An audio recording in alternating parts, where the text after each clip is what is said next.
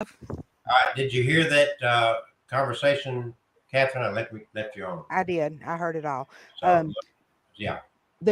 something's taken over Kevin. What? There's something that has taken over Kevin. Yeah. No. Kevin. Yeah. Right.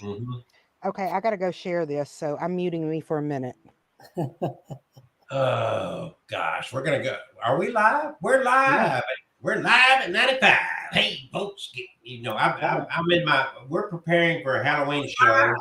We're live at 95. Okay. Okay. I don't want to hear myself. Who's got that? Halloween night. We are putting on a show at the Courtyard in Alabaster. Kevin, hint, hint. You got to join us in costume. Halloween night. That's Monday, not Saturday, not Sunday, but Monday night. You got to get down there about 7:00, and we're gonna put on a show.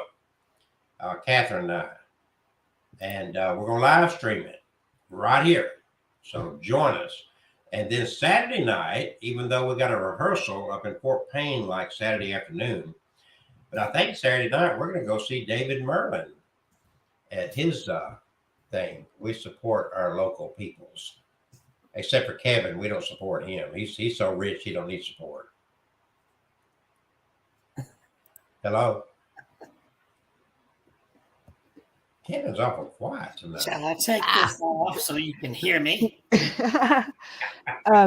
Yes, David Merlin's show. Make sure you guys come out and see him. He is amazing. At work play, we're going to support him. What is that? It's a mask. What is that? I know, but that's the better looking you. That's the better looking me. It's a Silver Shamrock Halloween 3 mask. Oh, Jehoshaphat. Jehoshaphat? No, that's not Jehoshaphat. That's one of Connell Cochran's creations. Oh, Jehoshaphat. Because he wanted to massacre all the kids in the world. Every one of them? You put the mask on, you watch his little broadcast, and the mask starts to dissolve and cave your head in, and bugs come out. Recognize the fact that we are into the time when the veil is thinnest. Yeah. You've heard that before, haven't you, Kevin? Yeah, he said that in Halloween 3 as well. Yeah. But before we get started, I'm going to share something just to kind of get things rolling here. How's that? Can we do that? Okay, get things rolling there. Let's get rolling.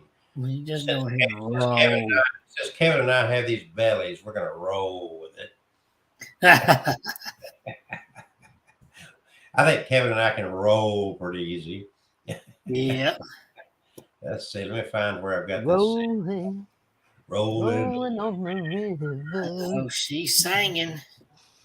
Yeah, I'm not gonna quit my day job. Okay, here we go. Right here. You got that? Can you see that? Let's see. I was sharing what? Yeah, I see that. Hello, everybody. I just want to tell you about a special Halloween day going on at Courtyard, Alabama, and it is on Halloween evening. You're at 7 o'clock or so. There's also open mic night, but Catherine will be there doing tarot card readings and whatnot. I'll be there trying to play around with magic and whatnot. And make certain that you do know, make sure that I don't fail to present you with one of my special cards here. There. Wow. That's hot. That's really hot.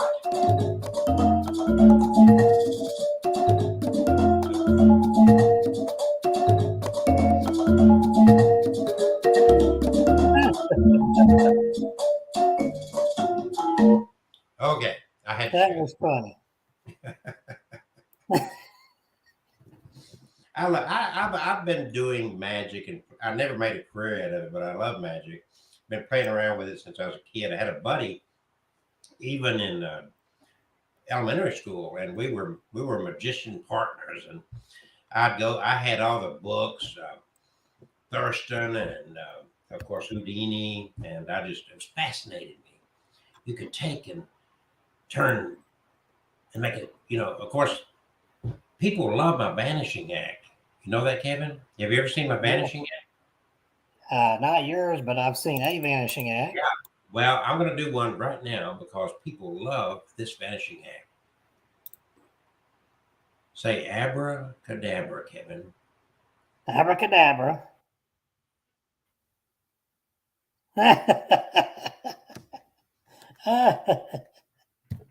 He disappeared and I came back. Yeah. There you go. That people love that act, especially when I disappear. Say that. I don't want you to disappear. All right. We got some followers on tonight. You guys get to see Kevin for the first time in a while since last week. Since last week, not a while. Well, I've been on every night trying to. I know. We've been boosting a bunch of people trying to get everybody out there to like, share, and follow, subscribe, YouTube, Yeah. Facebook, My Haunted Dolls, Yeah. Yeah. Abnormal Alabama. We love Yeah. you guys. We do this for you Yes. guys because we enjoy you so much. Yes, we do. And Kevin has these amazing books that he's written, and he needs to sell some of them books, and you need to read those books. Yeah, I got to finish typing this thing. He's got several books on what is that audio? What's that thing on Amazon? It's like, Yeah. it's that thing. Kevin's got a book on thing. I don't. Oh, Kevin, this is Halloween. Put that book aside. We're not. I'm going to turn that off too. That's my newest book. I know, but we're interested in the spooky stuff now. Say that. Okay. Well, then I've got Because after Halloween, then they'll need prayer. That's it right there, folks. Good stories to share with your 3-year-old child as they're going to bed every night. Right, Kevin? Yeah. I don't know. Okay, the 2-year-old. I'll say yeah, but I also am not going to be held responsible for any nightmares, visions, or other side effects that. I'm not responsible for it either, but I highly encourage it. How's that? Okay, I have a question for you guys. You are a question. I am a question. I know. I should be a question mark for Halloween. There you go. Now you're talking. Did you guys see monsters in your closets and under your beds? No, they were in bed with me. I saw that scary lady I've talked about before in my closet when I was a kid. Okay. So did anybody ever tell you, do you ever remember anyone ever telling you that there were monsters in your closet and under your bed to scare you or anything? What I was told, because what Kevin may realize it, I don't know, but I was brought up in a super religious environment at home. Yeah. And we were told that those monsters were demons. Okay. And that they weren't just in the closet, they were everywhere out to get you. That, I mean, that's the story I was given as a child. You lived, church was a safe haven, and prayer was very important. And the monsters were everywhere out in the world, especially around people like Kevin that smoked and drank and whatnot. I was smoking, drinking.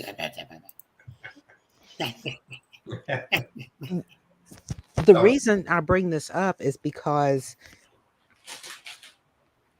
I'm sure people don't go around telling children that there are monsters in the closets and under the bed. I would tell mine, yes. That's why my son does not speak to me to this day. Well, you're a meanie head, as Elizabeth would call it. A meanie head. A meanie head. They're just weak.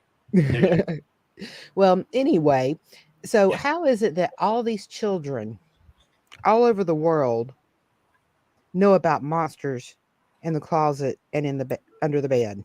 Because there are monsters in the closet and under the bed. They got internet, TV. I'm talking about before that was going on. I knew about monsters in the closet and whatnot. My first Shadow Man experience. Can I tell you that? Wait a minute, Kevin. Go ahead. I was just gonna say right quick. If any of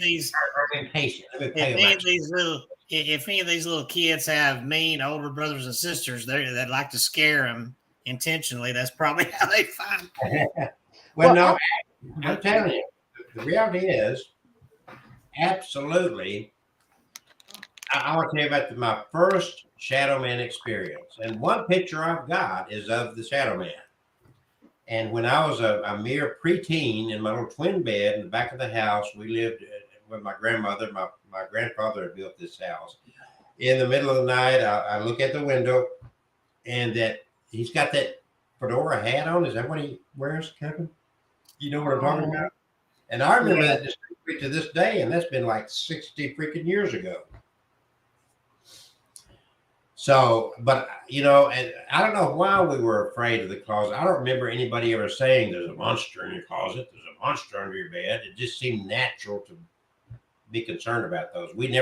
I never wanted to leave my foot hanging off the edge of the bed. What about you, Kevin? Does that concern you if your foot hangs off the edge of the bed? Not now, maybe when I was 5, because I don't want that old crazy lady in my closet to yank me out of the bed and drag me in.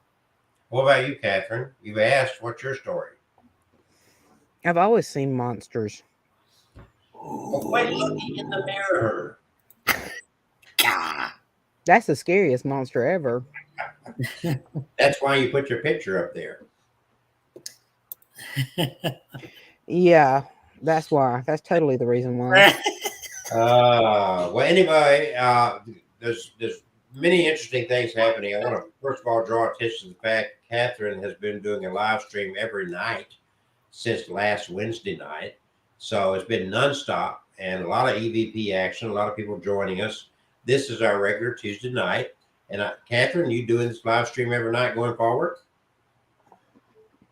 I'm going to try my dangest to do it every single night. Okay, so this is going to be fun. The setting may change. It may not be at the same place, in the same setting every time, but it's going to be fun. Again, next on Halloween Eve, Halloween night, around 7 o'clock, we're going to be broadcasting, live streaming, live, not dead, from the Courtyard, Alabaster. And we're going to have some entertainment that we're going to supply to you, our wonderful listeners. And if you are in this area or want to come to this area, please come and join us. And you can be live too. You don't have to be dead. So, guys, what are we going to do? I'm going to shut up. Do y'all have dolls to talk to? Kevin's putting this little. Look at that girl. She's got fat cheeks and her mouth's wide open. Yeah. She's screaming or what? Those are chubby cheeks and they're adorable. She is beautiful. And by the way, with his Halloween stories, it's good for popcorn. So I've got my popcorn and something to drink here. That's not fair. I don't have any popcorn. I'm eating peanut M&Ms. Kelsey, I think Cookie here has something to give you for that remark. There it is. What? I'm not going to tell you what that looked like on the screen. And Kevin claims to be a Christian. Claims to be. We all fall short. He fell off the wagon. Hey. I fell off the wagon. I think y'all a red Solo cup in it tonight. We're gonna toast, Kevin, right here. Just I got mine up. Show me the way to go home. So who's this doll that we're waving around the red cup? Are you getting her inebriated or something? No, that is little Cookie. Little Cookie. Her name is Why Cookie. would you want to eat a little cookie when you can have a big cookie? Well, her name is Cookie. I just call her Little Cookie because she's a cutie pie. Where does she come from? She came from all the way in California that swears she knows nothing about haunted dolls or collects them. It seems like I seem to get some from her that she just doesn't know. Huh? You started singing a song a minute ago. What was it? Show me the way to go home. That I'm tired and I want to go to bed. Something else I got to ask. There's some movie or something that's coming out, and in the trailer, it's got somebody holding your picture. What's this? Oh, that was, the movie Megan about the evil electronic, what do they call it? I said electronic doll, but the animatronic doll that, that looks really good. It's like Chucky, but it's a girl, and looks like she can get around a lot better than Chucky. The question is, why is your picture there? If you go on the website, meganmovie.com, I think you can, they have a little special going on right now. You can chat with her. You go in there and it comes up on her Twitter chat. And she'll chat with you, and you get a picture. You get that picture with your, whatever your profile picture is on Twitter, that's what they're going to stick in there. So anybody can do that. Just go in there and chat with her. And she says things like, where did you get your outfit? It's so cute. And I'm sitting there going, okay. And, but I mainly did it just to get that picture. Somebody else I know did that and shared it. I said, I want my picture there too. So that's a fraudulent, nefarious deed right there. That a fraudulent, nefarious deed. It wasn't a legit picture. It's fan interaction. Yeah, fan. You know what? Where's that finger? Where's that finger at? Let me get that finger back there. That thing. You remember Laughing? Yes, I remember Laughing. I remember Laughing. The fickle finger of fate. You remember that? I remember sock it to me, sock it to me, sock it to me. Oh, you were, yeah. That was like. And I remember no, I didn't say that. I didn't say that. I'm sorry. When they'd open the doors and say something hilarious and slam the door, and the party scene, they'd be dancing, they'd freeze, and somebody say something funny. Okay, I'm gonna have to show you since you don't remember.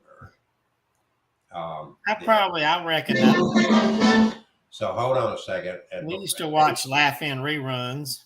Nickelodeon used to have good stuff at night. Nick at Night. I watched it. Let's see. Hold on. Let's see. Nick at Night used to be classic stuff. Now they just show crap. All right, here we go. You ready? Ladies and gentlemen, you've all been so nice to us. We'd like to be nice to some of you. So we came up with the Laugh-In Award for Outstanding Achievement, and here it is. This is the Flying Fickle Finger of Fate Award, which will be given each week to that person or group who have proven they truly deserve to receive the Flying Fickle Finger of Fate Award. Okay. Here is. May I have the envelope, please? Just so you know, I'm making that up. Wacky Halloween, the dead are not walking. We're all sitting here right now. When I drink another beer, I'll probably be walking to the bathroom. Kevin took his good face off so he can show his other face. I'm going to feed him in a minute. The introduction is now over with. Kevin's going to go into a spirit box reading with Catherine. You got your spirit box going? Catherine? I am working on it. We don't have all night to play. The dead will be walking away. Oh, I don't want him to walk away either. So I'm going to back out of here so y'all got more screen space and do not have me to... I'm sure you'll interrupt with your wit here and there. Wit? You see, it's on my wall there. It says, we must be the change we wish to see in the world. Uh-huh. Yeah, so Kevin changed clothes. What? You just say you change your clothes. Y'all just change your mask. Here we go. Volume's up. I got my ghost tube on. And I call her Cookie, but I don't know if Cookie is your real name. I hope you don't mind being on camera so everybody can get to know you. I've been getting a Cherry, Cheryl, something like that from her. Cheryl, Cherry. Hold on, I'm trying to find my ghost box here. Wacky says the spirits are going to play tricks on me tonight. Look at that. Hello, Wacky. Oh, was that a hello? Interesting. Mine just said interesting.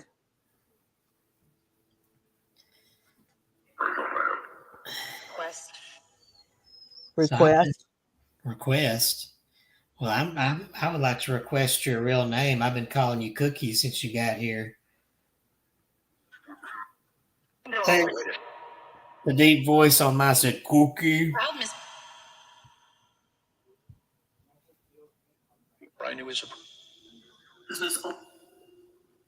This is old.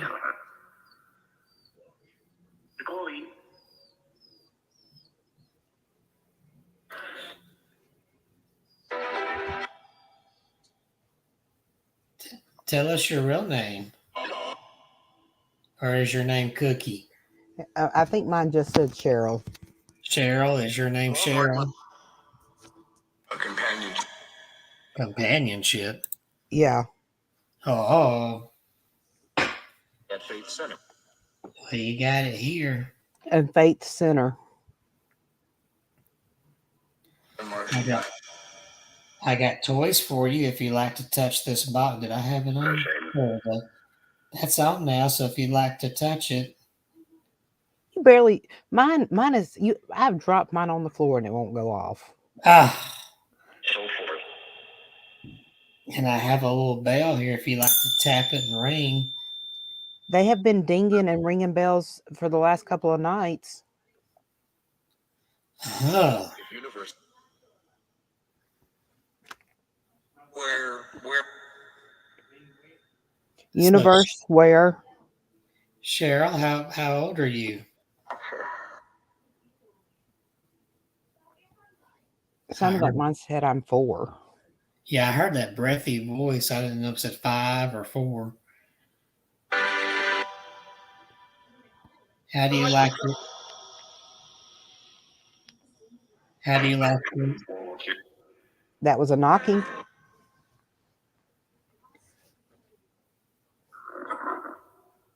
How do you like your new home here? and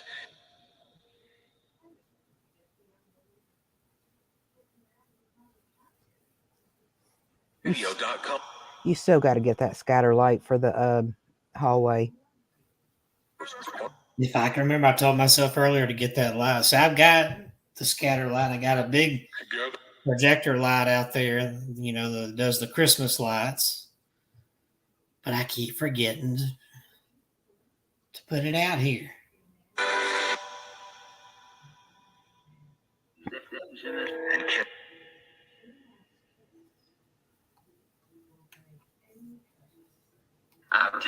I like your little red shoes. Do you like red? I see some red in your dress.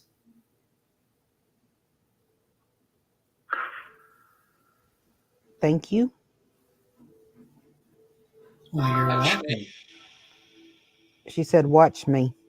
Watch you? Well, we're watching you. You got flower in your hair, on your dress. Do you like flowers?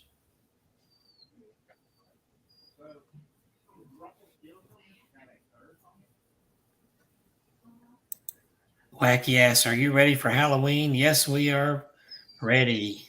Yes, my costume will be in part of my costume will be in Monday. Getting mad. Getting mad? Why are you getting mad? Mad? What was that, Kevin? Well, my chair under me popped. I don't know if I was arranging myself in my chair. I hear a doggy whining. Is that? Yeah, that's Darling. She got in trouble. Oh. And she's mad because the gate's up. Darling, hush.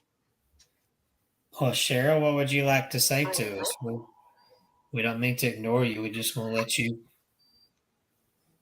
Do you like doggies, Cheryl?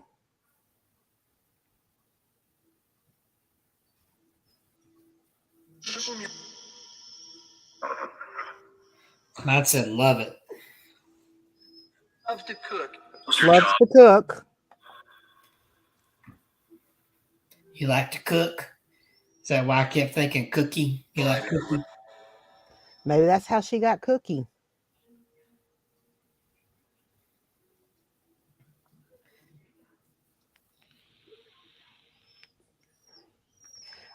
And every time you say Cookie, I want to sing that "Looky, looky, looky, here comes Cookie" song. Yeah. I know. Let me get some light off her face here. So you can see how cute her little eyes are. They just sparkle. Darling. And her little curls. I think she wanted to come with Samantha, the one I got last month that I haven't brought on here yet. I like when you bring more than TV groups. See, Samantha also came from the same lady who, what does she call herself? Doll 123 or 123 doll. As soon as I had gotten Samantha, this little cookie here I saw her picture out there after, and I kept going back to her. I said, I got to have her too.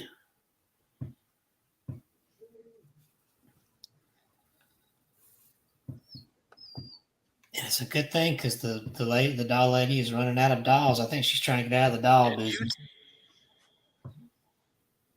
That's what she told me.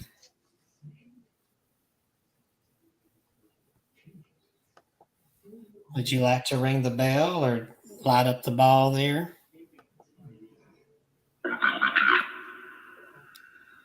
Oh, what you just said, that was a deep voice.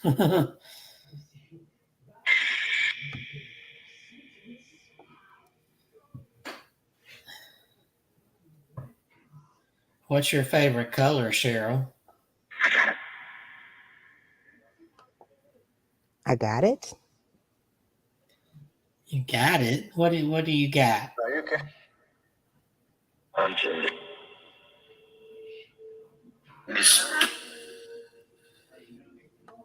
That was an audible there, so muffled voice came through there. I was going to ask, is this a Christmas dress? Because I think that's Poinsettia's. Let me get back over there and I'll look and see. That is Poinsettia's. Doing some really. Do you like Christmas? Is that a Christmas outfit? From what? See her little necklace she's wearing? She said She said something. Can you say that again?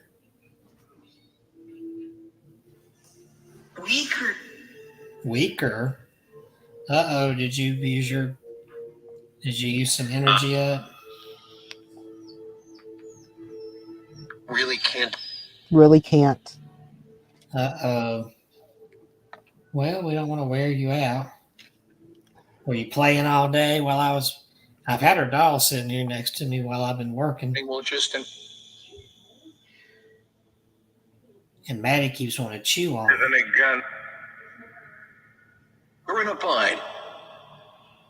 Can Phil? Do you like my kitty cat?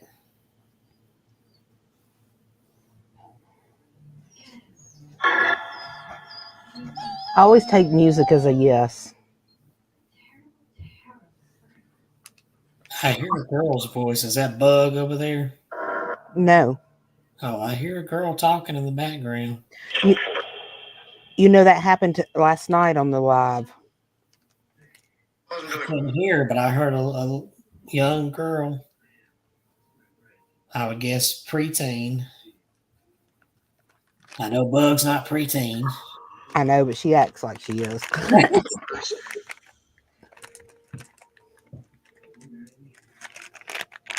Do you like Christmas, baby?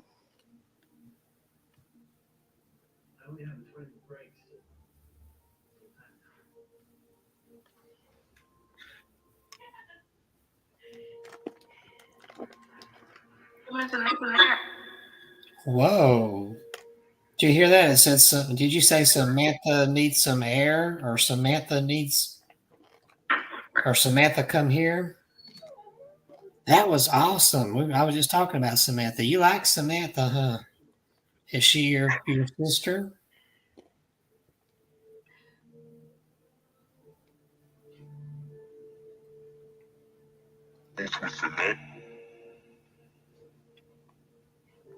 Are you happy I brought you here with Samantha?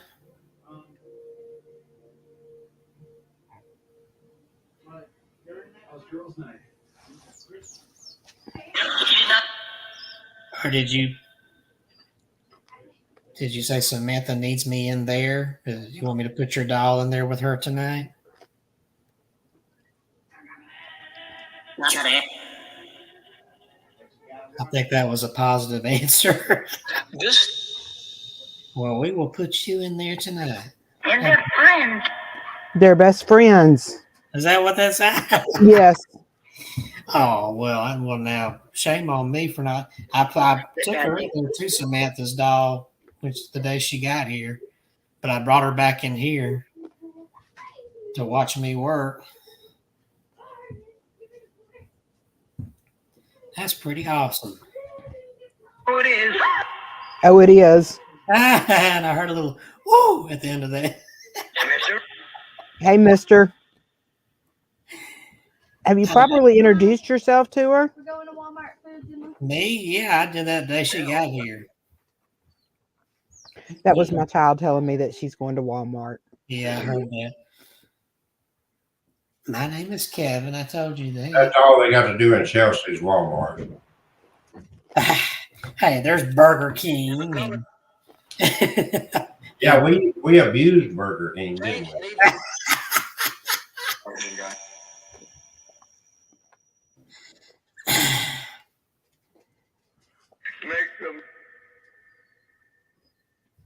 Cookie. Cookie. Do you know my Jules, down. Cheryl. She's 4. She's 4. Did you hear her laugh? Uh-huh. He's so cute. That's Kevin. Yeah. Not Mr. His name is Kevin. I told you, Kevin. I told you I'm your new spirit daddy. I even gave her a little hug. No. See, I hug my dolls too. I showed her around the house. And took her to Samantha. Did you see her? She said, uh-huh. Uh-huh. This is a good one. You're strong, girl.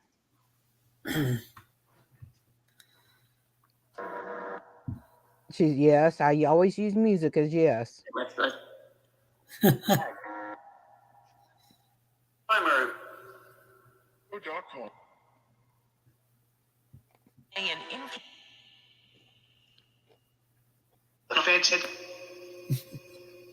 I just said fancy. Fancy like Applebee's?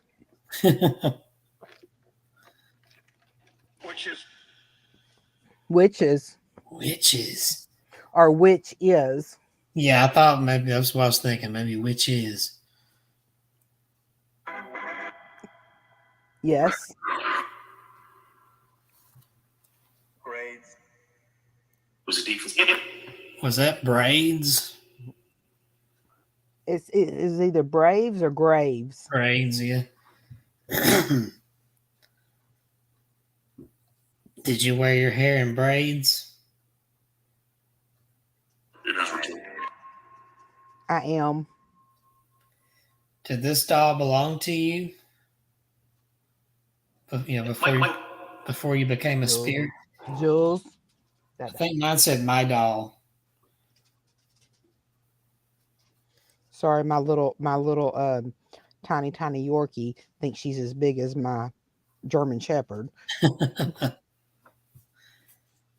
Did someone see if you all did someone special give you this doll? I just got Washington. Washington, is that where you lived?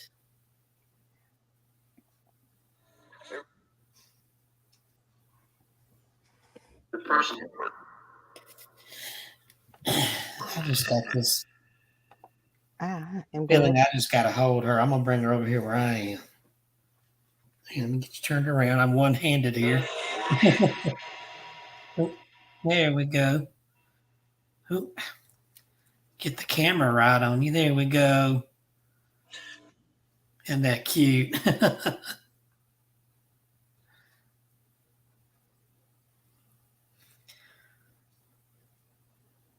So you don't want to try to play with the toy ball and light it up?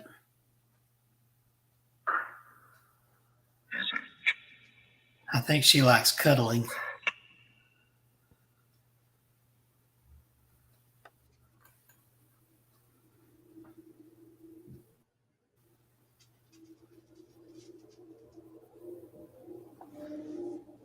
Hey, Kevin, I'll be right back. I got to go get on to my other dog.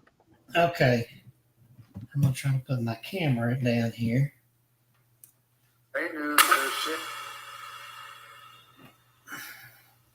And I'll put you down lower here. Now everybody can see you.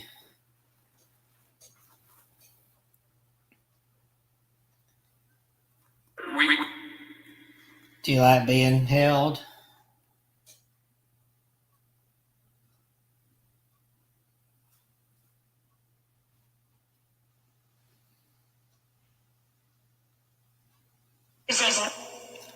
Is easy.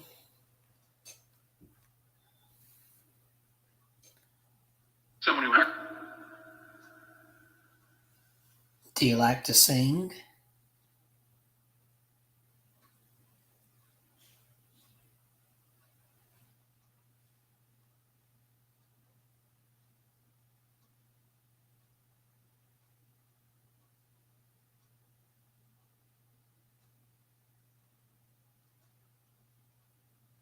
Gosh, your little doll feels so cold. Is that you?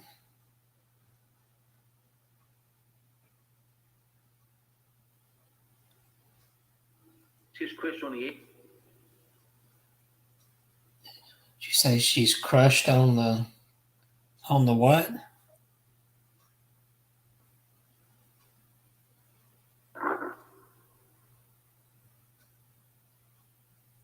Leave.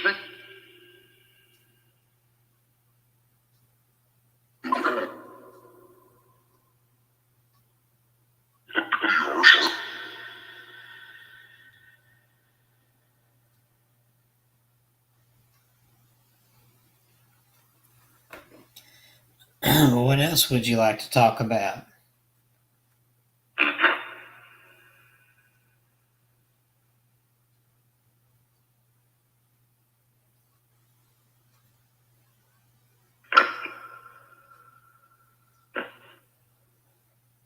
Do you and Stephanie play together?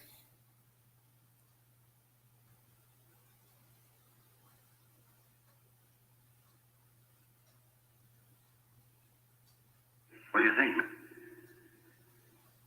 What's your favorite thing to play?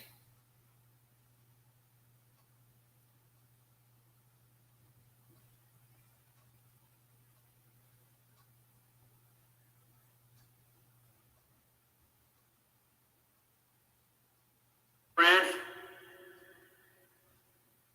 To nose.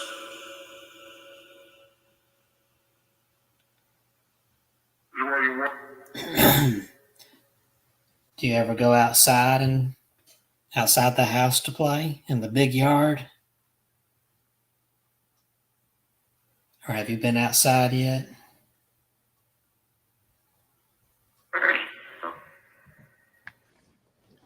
I'm back. Oh, good. Have you seen the big light up ghosty in the front yard there and the big jack-o'-lantern?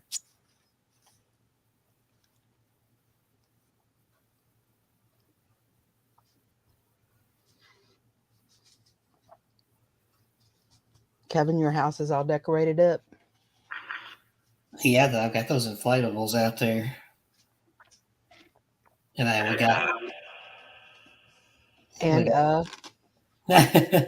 we got jack-o'-lanterns all over in here.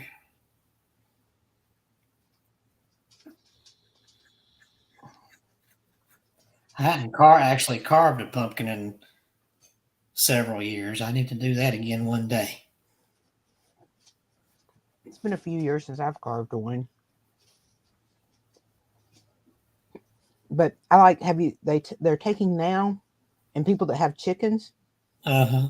and they're digging the skin off just a little bitty bit for eyes, a nose, and a mouth, and letting the chickens eat the pumpkin, and they're coming out so cool looking.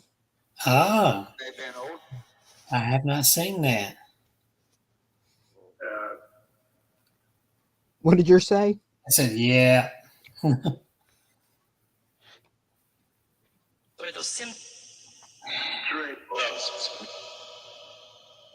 What else do you want to say, Cheryl? Cookie?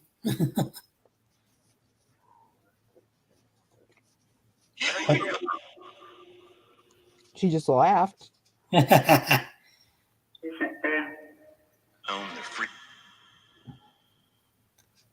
What's your favorite kind of cookie?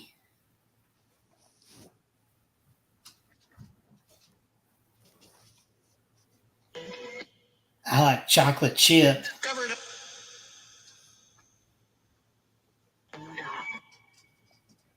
I like sugar cookies though too. And I like peanut butter cookies. And I like cookies. I like cookies, I was gonna say. I like snickerdoodles. I like pumpkin cookies. I just like them all.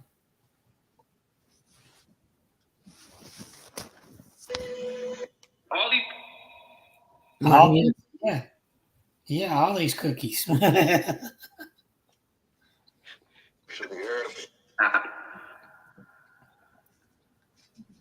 I guess we need to leave some time for storytelling. Is there anything you want to say before we stop?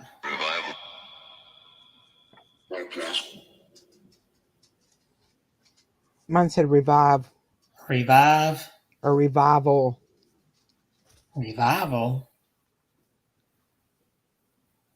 Did you go to church?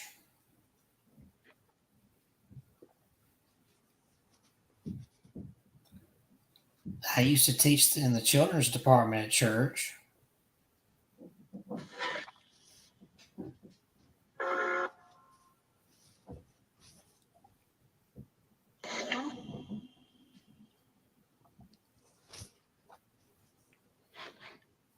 They're going.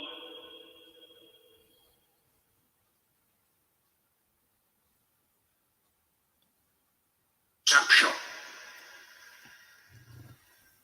Alrighty, I'll put the camera over here and put you back there.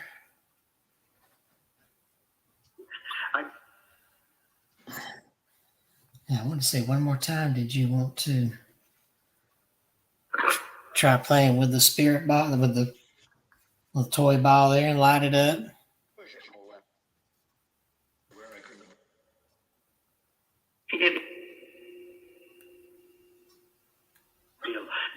You know, as soon as we turn off our ghost box, she's going to start lighting that ball up. I bet so. That's happened before.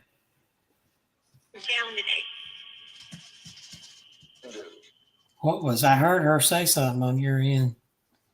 Something today. Something today is what. Were you playing earlier today? Late night. Late night. Do you like to play? Do you play while I'm sleeping in bed? She said, late night, you know it's me. Ah!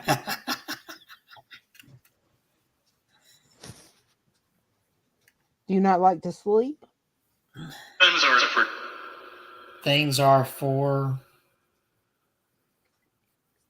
It didn't quite finish its statement.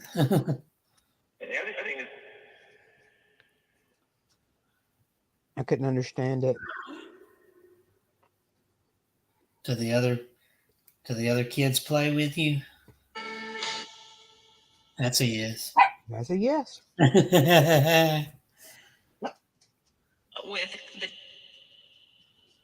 When you go back. When I go back. So when you go back. Just before yours said that, mine said with them.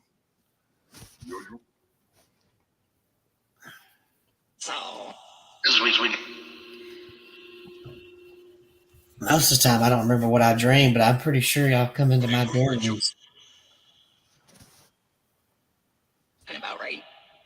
About right. Yeah, And some of those I remember. I love a good dream. Love a good dream. Mm-hmm. After treat. After treat. After treat.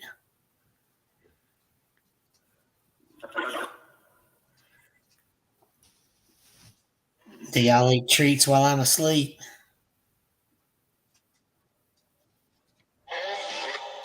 Yes. I thought maybe I was just a hog because some of that, I snack on something, I go back and it didn't look like there's. But we have a cat. But we have a cat. I thought that's what I heard. You gonna blame the kitty cat? That's funny that she says cat, and Maggie's been all over. Poor little Maddie. I called him. I'm sorry, I talked over you. A lot of time. That's a lot of time. Nine said. I just heard music. Yeah. Are you playing us some music?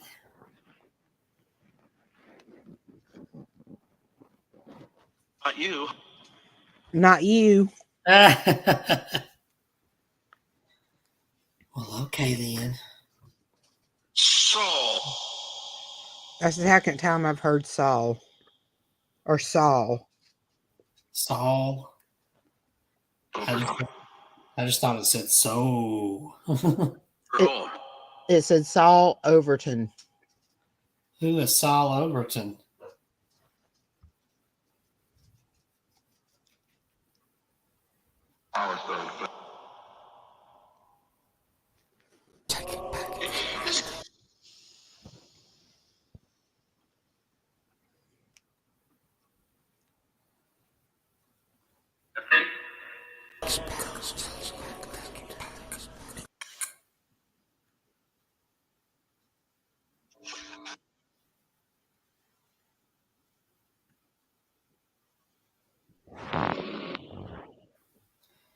Oh, that sounded like a ghost tooted.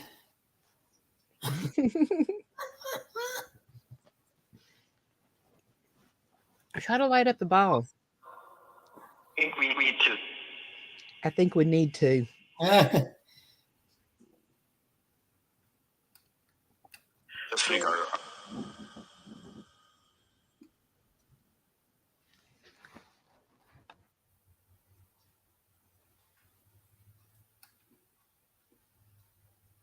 Sort of the.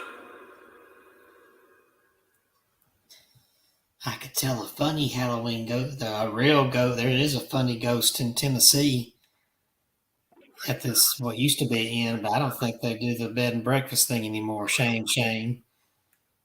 But there's a ghost. There's a house in Tennessee. I have to look it up. And it used to be kind of like a brothel. They had prostitutes there, and this guy ran it, and he had a heavy sense of humor. And after he died, his ghost stayed around with that sense of humor. And what he would often do, up to, I guess, the whole time they had it open as a bed and breakfast, people would say they would hear a knock on the door. Like just somebody knocking, and they go answering it, thinking it's the innkeeper, but there's nobody there. But all of a sudden, right in front of them, they hear a farting sound. They smell a fart. They hear a man chuckle and hear footsteps hurry away. That's hilarious. So they had a farting ghost. And he was very protective of because he used to run a brothel there. He was very protective of the ladies that worked there. Because one time a businessman stayed there, and he came in all rough and gruff and was really rude and entitled. And they did everything they could to make him comfortable, and he was just grouchy. And wee hours of the morning, the next morning, he left. He didn't say a word. He just flew out the door. And they noticed he didn't have any hair. And later that morning, when they went outside, they found apparently he was wearing a toupee. They found his toupee up on the roof. So they think the ghost probably stole it and threw it on the roof. That's hilarious.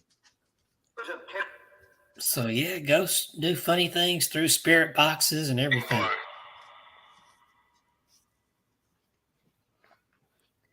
I always think it's neat when they say my name. Yeah, I've had that before. Well, Cheryl, we got stories to tell. So any last thing you want to say to us?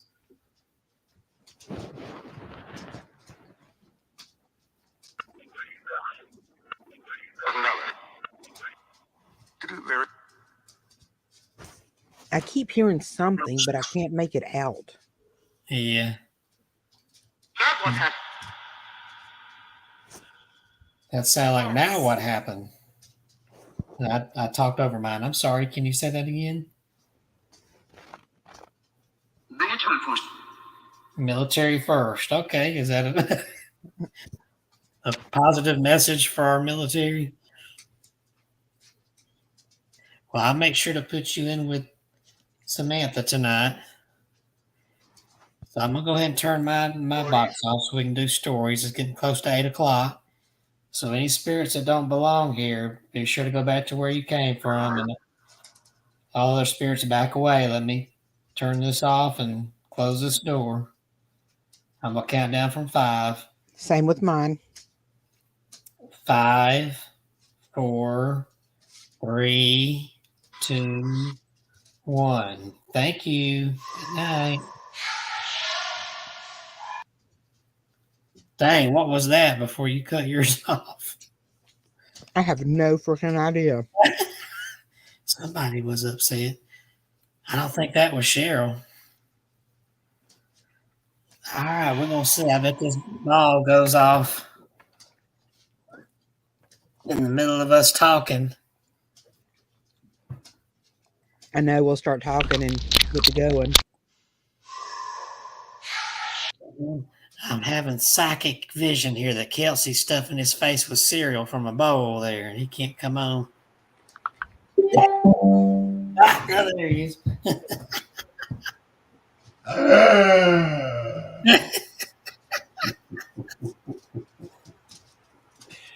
Lord help us, Jesus. So what kind of stories does Kevin have for us tonight? Oh, I had some. Where'd my I must have closed my Yahoo screen where I had my story. This is an anniversary. An anniversary? Yes. Anniversary. It is. How long it's been, Kevin? How long it's been since what? Kevin twerking. Oh, for the love of God and humanity. Well, God love it. God loves your twerking. He told me last night, he said, Kelsey, this is God.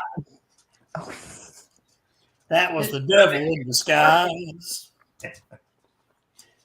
He said, jalapeno. Jalapeno on a stick. Jalapeno on a stick. Jalapeno on a stick. Oh, Lord, y'all are crazy. I kill you. I kill you, man. I've watched all his shows. I had done it. These I've had several ghostly phone calls today. Oh. Yeah. We have a question on one of the Facebook pages. Have you ever seen a puppy born with it looks like IEL. IEL? Yeah. Born with an eel? A puppy born, do they have a picture of the IEL? No, it's just a question. I know, but what, born with what? We can't answer it without knowing what that IEL says. That's why I said. Okay, so I'm going to reply with a question mark. Question this, because we don't know what the heck you're talking about. An IEL, is that like some kind of internet thing? Oh, our friend Sharon Gable had a Domino's pizza deliver a pizza to her house, and now his truck won't start. It won't shift out of park, so he's going to have it towed. So she got Well, shall I start us off with a story? I don't know, according to what story is. Can we trust you? Story? I got one called The Mark of the Spirit Hand from New Jersey. The Mark of the Spirit Hand.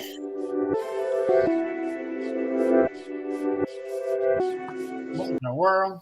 That's your hand making that noise. All right. Oh, Andover, New Jersey was quaint and quiet in the days before the American Revolution. Oh, Lord. It offered few social advantages there. There was more gathering in tap rooms and more drinking of spirits than there should have been. Among those who were not averse to a cheering cup were three boon companions, Bailey, Hill, and Evans, farmers of the neighborhood. They were discussing matters of belief over their glasses that one of them proposed, in a spirit of bravado, that whichever of the trio might be first to die should come back from the grave and reveal himself to the others if he could, thus settling the question as to whether there was a future or life after death. And this is supposedly a true story now. Not long after this agreement, for consent was unanimous, Hill departed his life. His friends lamented his absence, especially at the tavern, but they anticipated no attempt on his part to express the distinguished consideration that he had felt for his old chums. Some weeks passed, yet there was no sign, and the two survivors of the party, as they jogged homeward to the house where they both lived, had begun to think and speak less frequently of the absent friend. Then one night, the household was alarmed by a terrible cry. Bailey got a light and hurried to the bedside of his friend, whom he found deathly white and holding his chest as if in pain.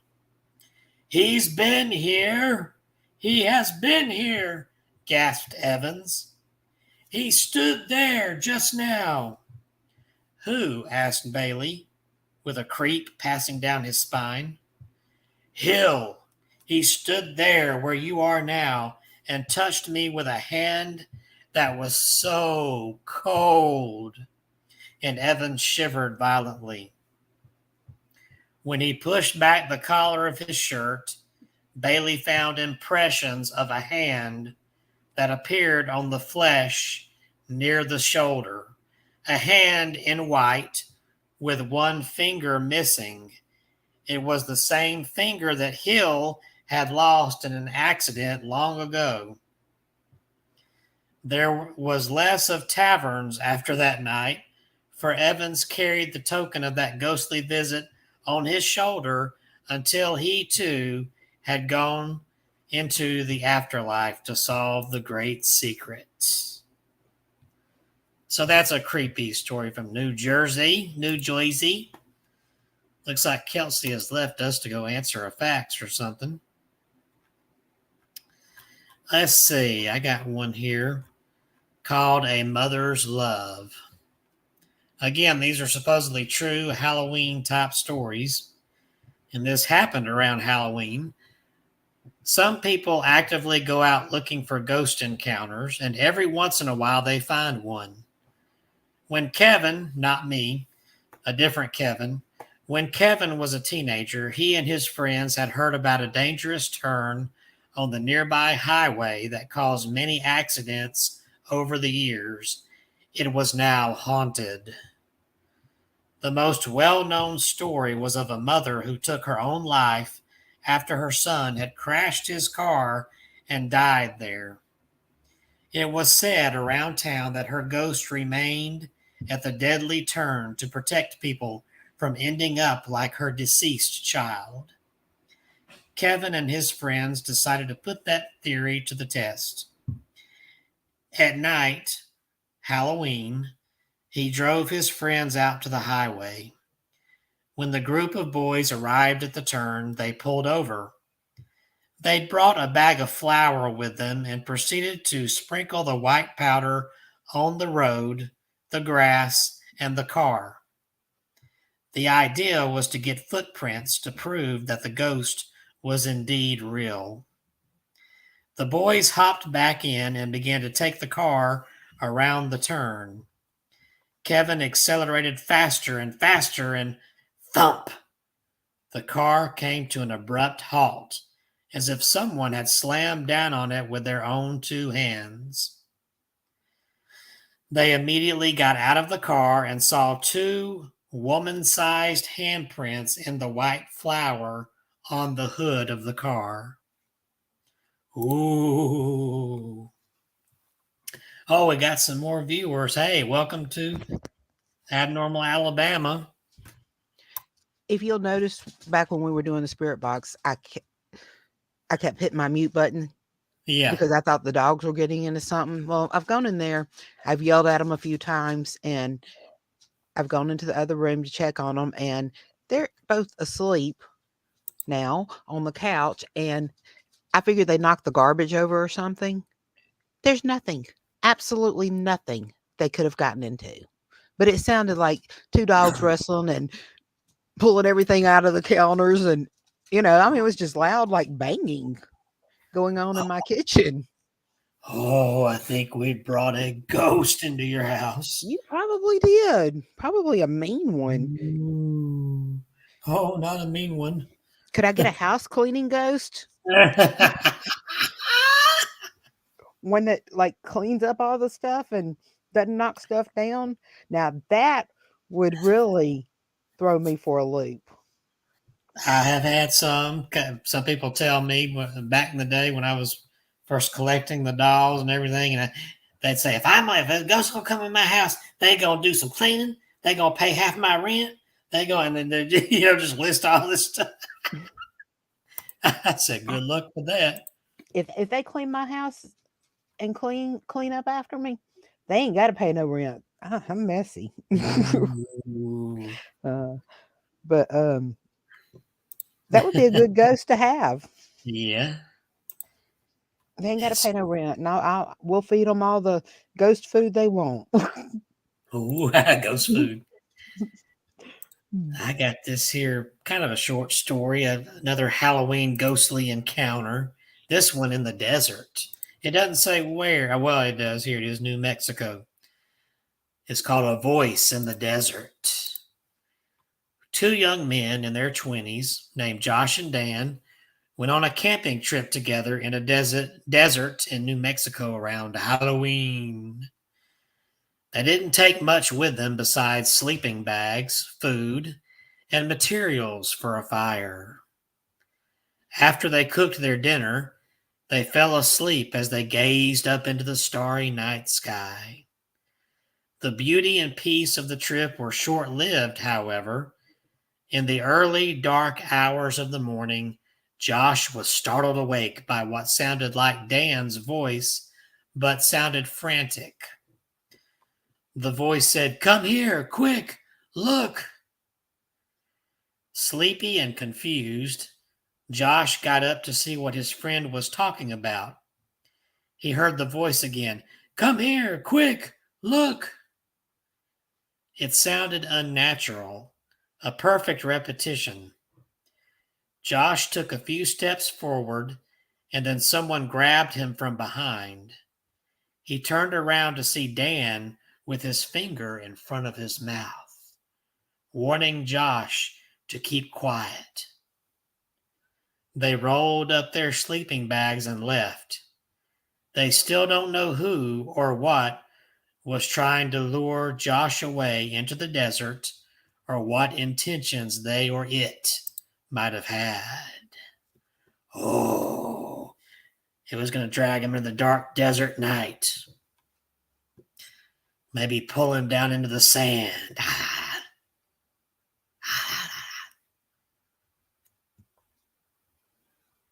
All right, I guess I'll move on with another story then. Looks like Kelsey has still disappeared from his chair. The Ghost in the Hall. Four young women moved into an old New England apartment together. You know the type, with squeaky floorboards and a long, dark hallway. Just the kind of apartment you love to have, especially to walk into at night. A month after they moved in, around October, Halloween, one of the roommates realized that her favorite stuffed teddy bear was missing. The others all said that they had not touched it or seen it. Weeks went by, and she almost forgot about her teddy when something strange happened. She opened the door to one of the closets they hardly ever used, and there on the top shelf sat her furry friend. All of her roommates swore they had no idea how it happened. But now, whenever the teddy bear goes missing for a few days, she knows exactly where to find it. Oh, maybe they got a child ghost who just likes to play with the teddy bear.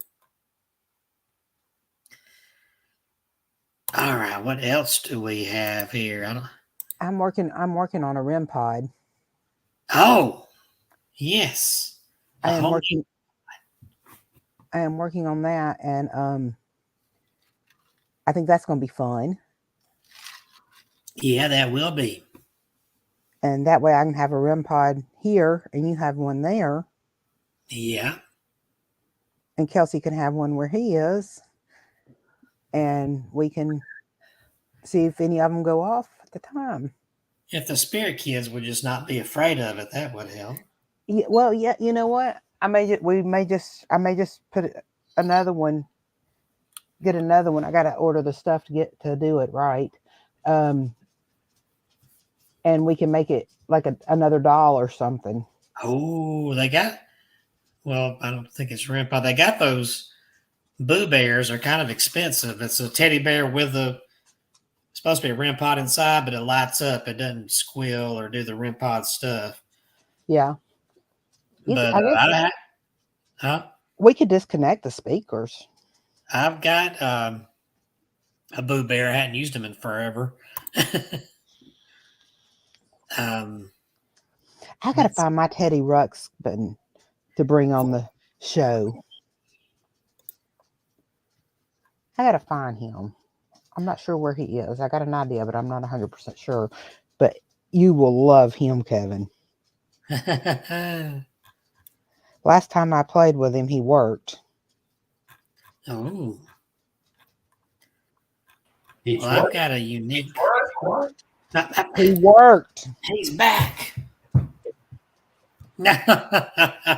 And did he change? Did he change? What? No, I don't think so. What are you talking about? What? You had something else on earlier. No, I didn't. I hadn't changed at all. Not me. Not you. No, I just I'm going through all those washing and drying and folding all those table linen from that wedding. That's what I'm doing. While y'all are telling stories. Yeah. I got one here that's kind of a twist on the Bloody Mary story. Is Bloody Mary quite contrary? Lord. So Mary? Bloody Mary quite contrary.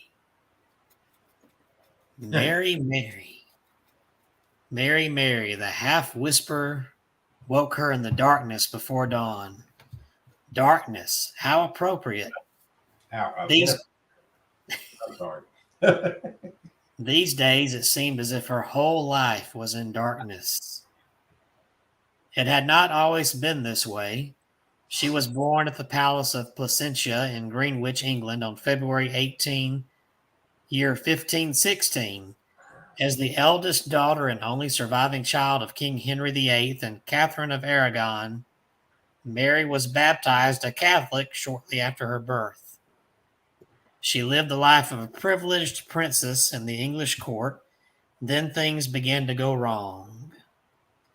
The king wanted a son to rule after him, so Henry VII changed his religious affiliations from Catholic to Protestant, annulled his marriage to Mary's mother, and married Anne Boleyn in the hopes that this new queen would bear him a son.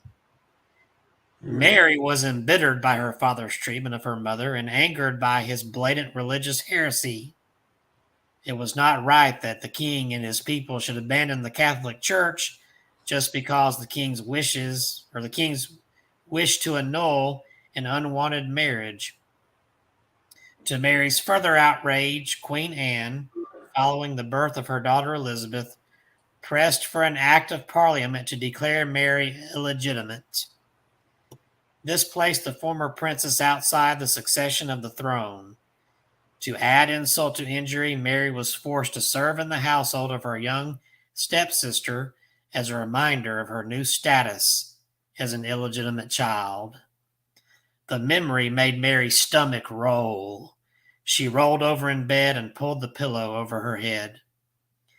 Mary, Mary, quite contrary, the dream whisper came again. Mary clapped her hands over her ears to block it out. The dream voice had plagued her sleep ever since her father's annulment. It was true she felt contrary most of the time these days, angry with her parents, angry with the country that would change its religion at the whim of their king, angry at everything. As the sky outside the window turned gray with the approaching dawn, Mary continued to brood on the bloody reign of her royal father. In 1536, Henry had Anne Boleyn beheaded and married his third wife, Jane Seymour, who gave birth to Edward, the long-desired male heir. Jane Seymour insisted that the king make amends with his daughter Mary, and so she re-entered the royal court, but Mary was an outsider now. She was a faithful Catholic, and everyone around her was a despised Protestant. How does your garden grow? The dream voice murmured soothingly to Mary as the sun rose over the horizon. When her father died, Mary's half-brother Edward VI took the throne. He was a consumptive young man, and Mary knew his reign could not last. But Edward was a Protestant and did not want his Catholic half-sister to take the throne. At the contrivance, the powerful Duke of Northumberland, Edward had his cousin Lady Jane Grey appointed as the heir to the throne. When Edward died, Lady Jane would be the new Queen of England, and the Duke would control her through his son. Edward fell ill at the age of 15. Mary was on her way to visit her dying half-brother when a breathless spy held Mary's entourage and told Mary her brother had died and that the Duke of Northumberland had seized control of the Tower of London and its armory. He had posted a double line of armed guards around Greenwich Palace to prevent news of the king's death from becoming known and had ordered out a cavalry troop to capture Mary. So Mary hid from the Duke's troops at Sawston Hall, the home of her loyal subject Sir John Huddleston. She spent a restless night in four-poster bed in the tapestry room of Sawston Hall and now lay brooding over the unfairness of fate in the dim light of the morning. Quite contrary, the dream voice murmured again. All at once, Mary heard a shout from the roof. She sat up in bed, alarmed by the cry. A moment later, a maid ran into the room to tell her that a band of cavalry were rapidly approaching the house. Mary was disguised as a milkmaid and hustled out of the house into the courtyard, from which she rode pillioned behind one of Sir John's grooms, while Sir John himself escorted her. When they looked back from the hilltop, they saw the Duke of Northumberland's men setting fire to the house, angry that Mary had escaped their grasp. Mary drew in a proud breath from her perch behind the groom and said to her host and rescuer, "Let it blaze. When I am queen, I will build the Huddlestons a better house." She kept her word. Mary wrote a letter laying claim to the English throne and an army against Northumberland. As soon as Northumberland was defeated, Mary ordered Sawston Hall rebuilt. She later honored Sir John with a knighthood and appointed him a privy councillor, vice chamberlain, and captain of Her Majesty's bodyguard. "Queen at last," Mary gloated when she finally sat alone in the front of her palace mirror before bed. For a moment she saw flames flickering around her head and torso, but it was only a sudden blazing of the wood in the fireplace as a pine bough caught fire. Tomorrow she would begin repealing those shameful religious edicts put in place by her half-brother Edward VI. She would bring Roman Catholic faith back to England. "We need to bring back the old heresy laws. That is what we must do," Mary murmured to herself as she lay down. On the edge of sleep, she thought she heard the dream voice whisper, "How does your garden grow?" Mary's Catholic reforms were not popular among the nobility. This proved to Mary how corrupt her country had become under the Protestant faith. She was determined to secure a Catholic succession, knowing that if she remained childless, the throne would pass to her Protestant half-sister, Elizabeth. At the age of 37, she had no time to waste. To accomplish her goal, she arranged to marry Philip, King of Spain. Philip was a handsome fellow, 10 years younger than Mary. She was smitten with him as soon as she saw his portrait. Philip was less taken with her, but he conducted himself in an acceptable manner during their wedding and afterward. In September of 1554, a court doctor told Mary she was pregnant.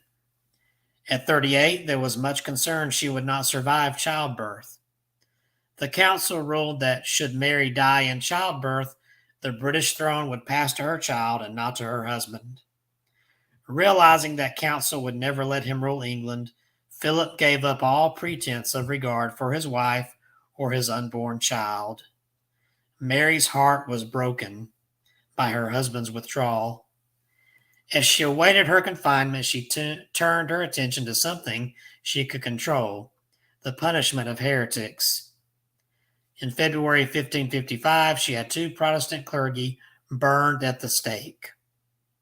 That night, she dreamed of the fire at Sawston House.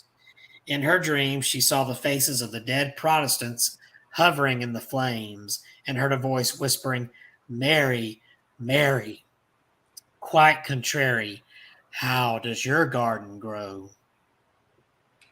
Shortly after Easter, Mary went to Hampton Court for her confinement. On April 30, a rumor spread she'd given birth to a healthy son, but when no official word came from Hampton Court, the public realized the rumor was false. May came and went. Queen Mary was still childless. By June, it was apparent the Queen had a false pregnancy, probably brought on by her intense desire to have a child. In her anxiety and confusion, Mary blamed the Protestant heretics for bewitching her so that her long-desired child could not be born. In a bitter twist of fate, her husband Philip left England soon after Mary came out of confinement, and he stayed away from her for 2 years while he fought a war against France. This was the final straw for Mary. In her mind, the Protestants had cost her the succession and her husband.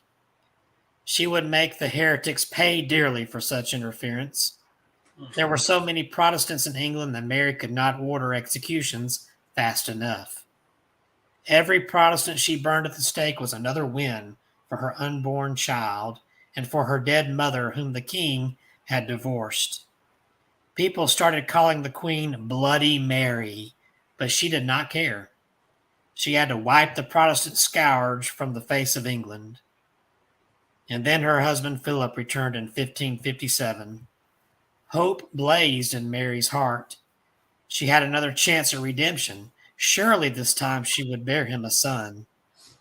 It was true he had only returned because he needed England's help in his war with France, and she knew that he brought a mistress with him, but Mary did not care. Only the conception of a Catholic heir was important now. Mary ignored the mistress and attempted to reconcile with her husband and win his war for him. She failed in both regards. Philip lost his war and left Mary for good this time. Still, Mary fooled herself into thinking she was pregnant again. When 9 months and no child came, Mary sank into despair. Late in the fall of 1558, an extremely ill Queen Mary lay brooding on her bed, watching flames from the fireplace flicker in the mirror. Thoughts whirled around through her feverish mind. Her Roman Catholic beliefs had lost her the support of the nobles and most of her countrymen, and her childless state and the edicts of the council had lost Mary her husband. Now some court wag, if she knew who she would have him beheaded, had invented a nursery rhyme aimed at her. As she gazed unseeing into her mirror, Mary heard the dream voice that had plagued her most of her adult life, chanting the words, "Mary, Mary, quite contrary, how does your garden grow?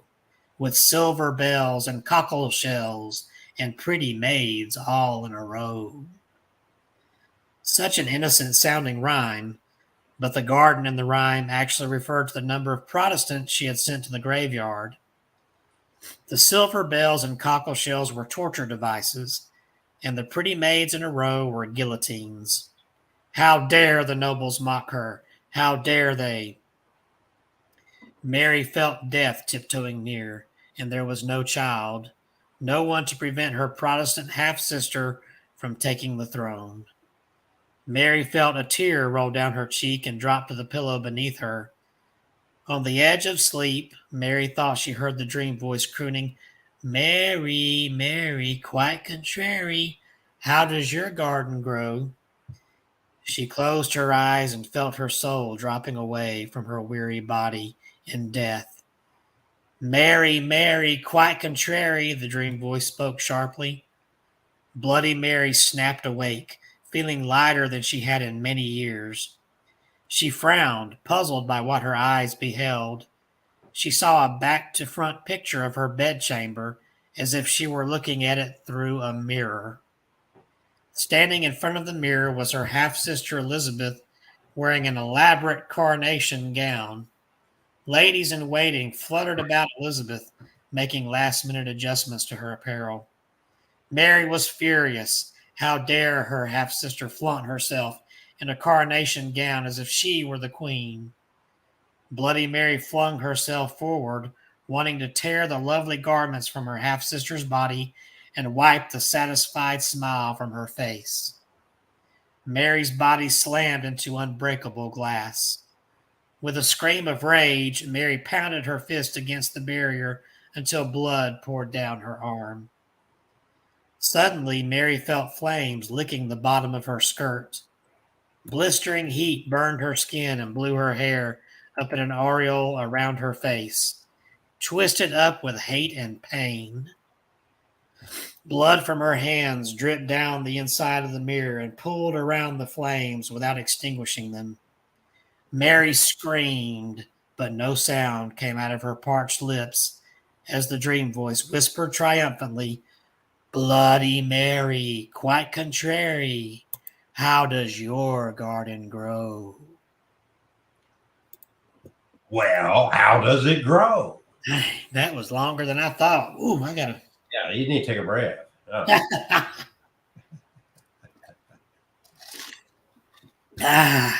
Are you slurping over there? Oh, that's Okay, the question earlier was, have you ever seen a puppy born with a veil? a veil. Oh, I don't know because I've never seen puppies born. I've seen puppies born, and I've seen kitty cats born, but I've never seen anything born with a veil. I don't know. I don't know if they're talking. They're talking about the amniotic sac that the baby's in. That it's, I don't know. I don't know. I just never paid it any attention. I don't know, but I know if you are in the rural areas of Alabama, there's always some demonic force at work, known by many, many different names. Some call it Kevin. Some call it Catherine. Kelsey. Oh, that's a saint. Well, I'm a So saint. listen, people that were watching, and there goes Kevin again pulling his shenanigans. Even though that's very attractive on you, Kelvin. It's a phenomenon. That's a phenomenon. Take my holy water and douse upon that skeleton's head. Yeah. So I was kind of a few years ago, 2019, I think it was. I've always, and as people know that follow me on YouTube at least, visited a lot of cemeteries and graveyards throughout the South. There's one in Shelby that I didn't know about it. We kind of bumped into it and we saw it. We thought, well, we're going to go back and film there. Just walk around. It's not like ghost hunting or anything, even though we've done that in a couple, but mostly it's just filming the cemetery, enjoying we like the older cemetery graveyards with the architecture of the tombstones. Nowadays, the graves are very boring. They have memorial gardens and so forth. But back in the day, in the early part of the 20th century, and especially in the 19th century, boy, did they constructed stones and statues and things that really make it pretty interesting to go throughout the God, that armpit smell. You got some underarm deodorant there, Kevin? So anyway, this has been a habit of mine for years and years to go, and in recent years I started filming my journeys, and history was very interesting, and noting that they put interesting things on these tombstones and whatnot. And Catherine and I had bumped into right off the main road, just not even a quarter of a mile, was a cemetery. And so we decided to film there, and we're walking around, and not near a grave, but not far from the road, and some bush and fallen limbs and trees and whatnot. Something was kind of sticking out there that got our attention. So Catherine went up there, I'm filming, and she started kind of moving the limbs around to see what was buried there. And it was a box, a container. And there was no markings on it to indicate what this container was. And it wasn't near a grave. There was nobody you could identify it to sit and say, well, somebody left this for somebody's grave or something. It wasn't like that. It was off closer to the road. And it was like it had been there for a while. And leaves and limbs and whatnot had fallen on it over a period of time. So we decided to take it back to the office with us. And there are films up on our YouTube channel, Abnormal Alabama, that we filmed this whole process. And we set it there, and we went our separate ways home, and come back the next day, and some strange things had happened in our office. And it got Catherine very disturbed.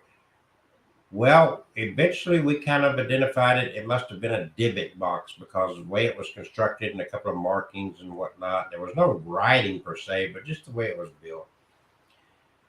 So eventually I thought Catherine wanted to get rid of it. I was going to keep it around, but some strange things were happening. It was coming up on Christmas time, and she had these elves on a shelf sitting around, and came in one night, and that box, which had been sitting on a conference table, was now laying against the wall on the floor, and one of those elves was sitting on top of it.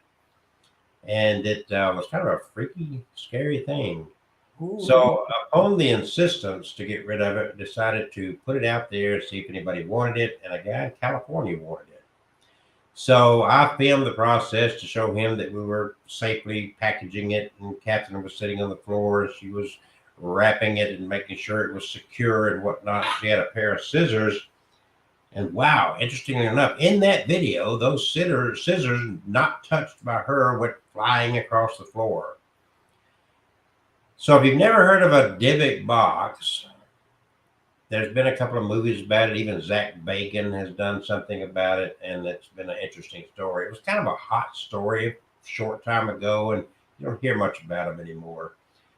But it's old Jewish folklore. Old Jewish story, a demon trapped in a box, something like that. So that's our personal story that I just wanted to share. Take a few minutes since Kevin has bogarted this entire evening. Hey, why don't you find the video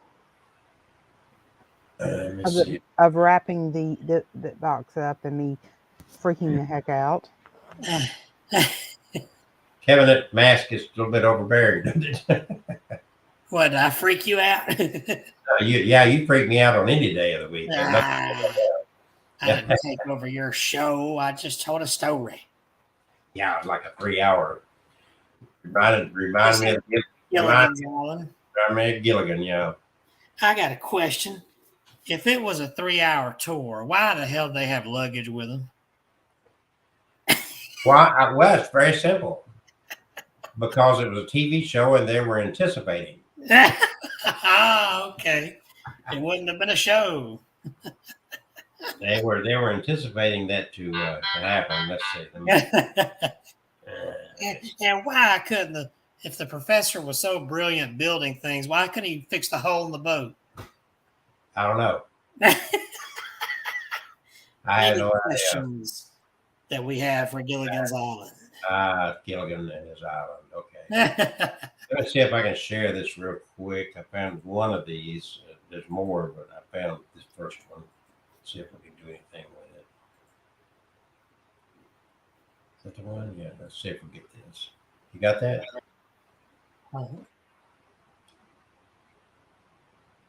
That was in our office, and that's what we found the next day. It looks like the elves in the shelf had a good time. I remember this happening. Yeah, that was. I really thought I had been pranked. Let's see. Let me see if I can find the other one where. Oh, here it is. I think this is it. Let me. I don't know if you saw. Let me go back here. All right, let me do this one. Here's the one that I was talking about, the scissor. Oh, I didn't stop sharing that yet, did I? Okay, let's start over. Okay. Kevin's freaky looking. Yeah, there's no doubt about that. Nobody's going to argue that. Here we go.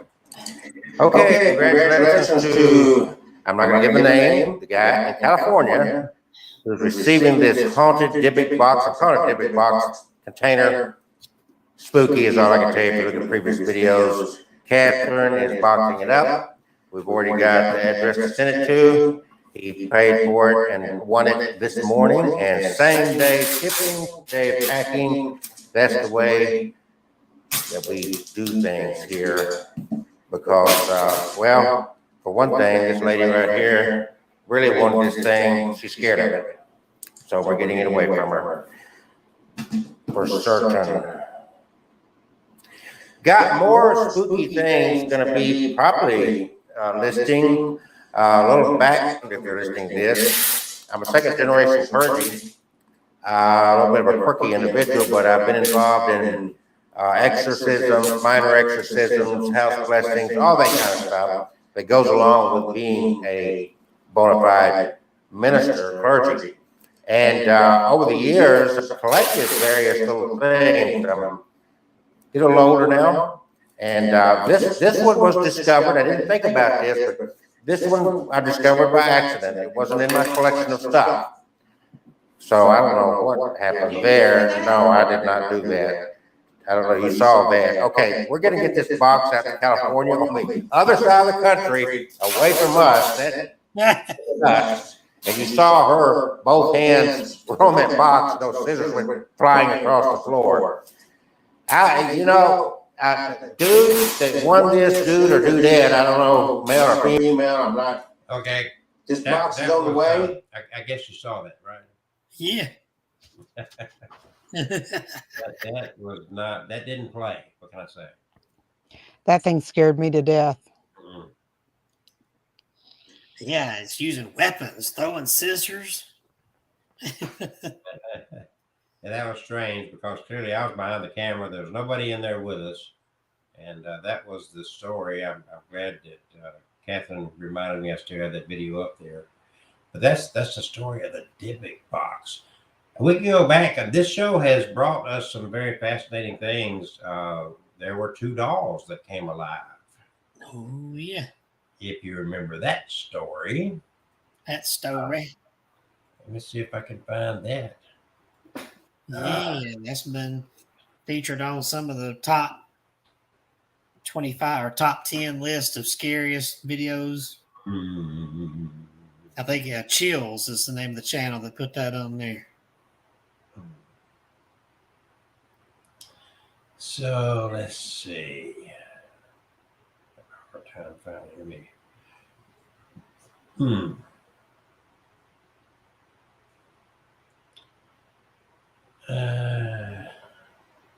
Don't know exactly how to find that one. I don't remember how I labeled the video. Yeah, somebody had taken that and showed it on something they do. It became kind of popular at some point, right? Yeah. Are you still looking for it? I could probably. You can talk while I look. I don't remember how it was listed. It's been a few years ago now. There's a little short, spooky story here. While we're waiting, it's called "No One Steals Twice." Oh, they just steal once. Jen went to the same convenience store every day after school for a snack.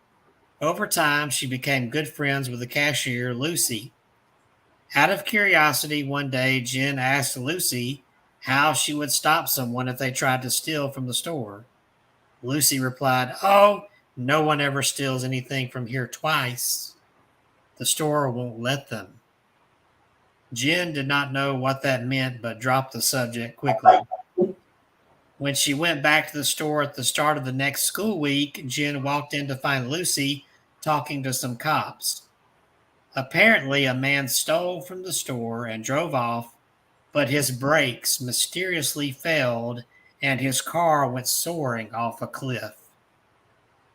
The cops asked Lucy if she knew what happened. "No," she said. "I was stalking the back room. I didn't even know he had come in. No one ever steals twice." Ooh. Okay, I found this. If you want to see our show. I think Catherine loves this mask. I like skulls. It does such a wonderful job of improving your looks, Catherine. Let's get you one then. I have one. I'm just working. Good one.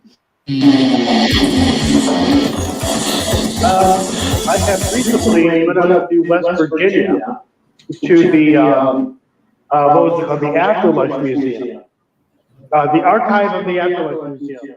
That place was really interesting. They had all kinds of dolls that were haunted, were supposedly haunted. They had death masks. They actually had the cap they would put on death row inmates when they kept the chair. I mean, it was bizarre. And I thought, What happened? like 20 seconds ago, I thought, I ignored it because I thought it was